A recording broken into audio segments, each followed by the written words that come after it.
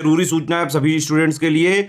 Study for civil services का Android app Google play store में आ चुका है, उसको प्लीज तुरंत इंस्टॉल कर लीजिए। और अगर आप स्टडी फॉर सिविल सर्विसेज के सिर्फ ऐप से कोई भी कोर्स, कोई भी पीडीएफ परचेज करते हैं तो उसमें अप्लाई कूपन, अगर आप ज्ञान सर जो है आप उसमें अप्लाई करते हैं, ये कूपन कोड है, तो उसमें 20% फीस तुरंत माफ हो जाएगी। मतलब 20% डिस्काउंट तुरंत उसमें लग जाएगा।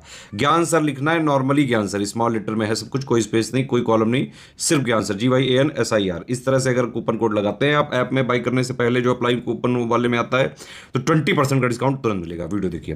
नमस्कार दोस्तों आज अंतर जानते हैं इलाहाबाद हाईकोर्ट आरओ और यूपी पीएससी आरओ की eligibility, age, syllabus, exam pattern, वेतन, पावर, सब के बारे में दोस्तों। ठीक है, कहाँ छुट्टियां मिलती, कहाँ पोस्टिंग, सब कुछ क्या अंतर है। तो चलिए शुरू करते हैं, वीडियो में बने रहिएगा दोस्तों।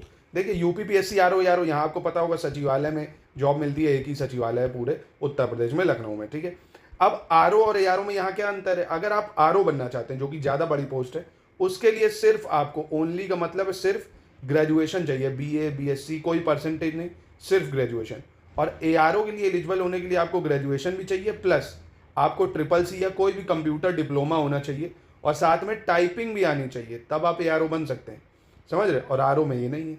और वहीं इलाहाबाद हाईकोर्ट में ग्रेजुएशन होना चाहिए आपके पास, number 1 point, plus O level या SSC या कोई भी कंप्यूटर का डिप्लोमा होना चाहिए, PGDCA कुछ भी, और प्लस टाइपिंग भी आनी चाहिए। ठीक है, टाइपिंग भी आनी चाहिए।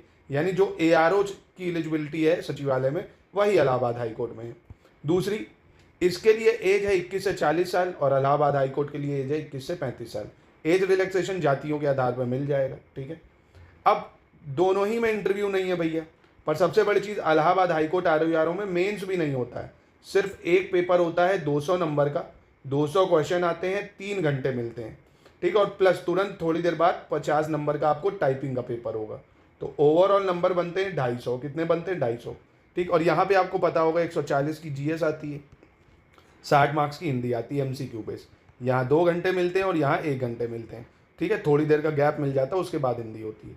और मेंस में 120 की जीएस और 60 की हिंदी, MCQ बेस ही है।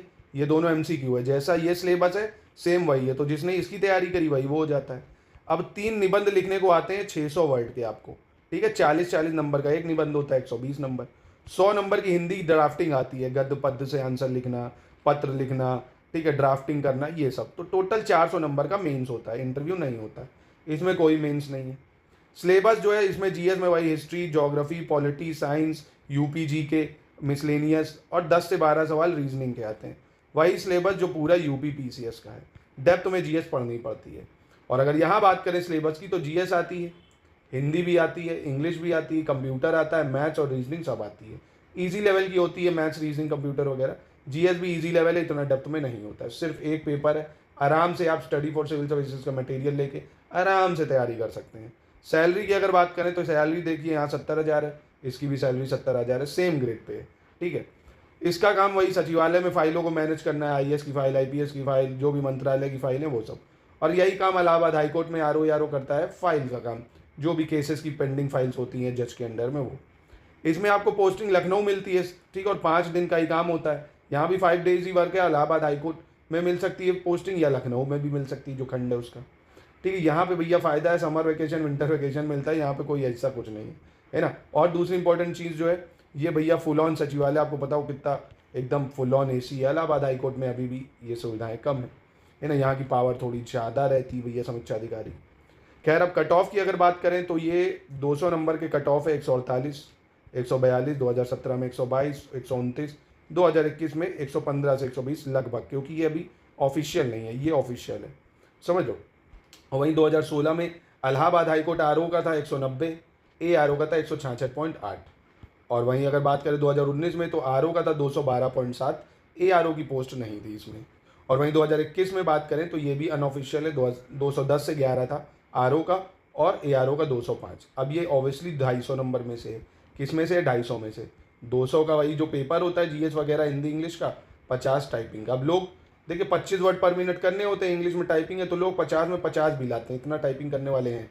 25 वर्ड लिखने आराम से टाइप कर लेते हैं वो। और 200 की जीएस में आराम से 165-70 जो ले आता है, आराम से उसका सिलेक्शन हो जाता है। तो ये ज़्यादा आसान है, एक ही पेपर है। आप लिमिटेड मटेरियल पढ़ के थोड़े टाइम, 3 महीने की तैयारी, 4 महीने की करके और स्टडी फॉर सिविल सर्विसेज के टेस्ट स्टडी मटेरियल को लेके आराम से तैयारी कर सकते हैं।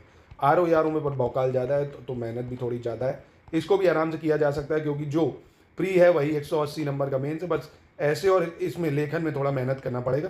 कंप्लीट ग्रुप आप हमारा ज्वाइन करके अभी भी एकदम जीरो से तैयारी दोनों की करी जा सकती है। बहुत समय दोनों के एग्जाम में एकदम, अगर अभी भी कुछ नहीं पढ़ा तो शुरू से आपको सिलेक्शन मटेरियल मिलेगा, paid quiz, test series, doubt जो भी आप पूछना चाहते हैं, डाउट ग्रुप, सब आप ज्वाइन करके कंप्लीट तैयारी कर सकते हैं। तो कैसा लगा वीडियोस? ऐसे ही और वीडियोस देखने के लिए कंटिन्यू आप इस चैनल को फॉलो कर सकते हैं दोस्तों।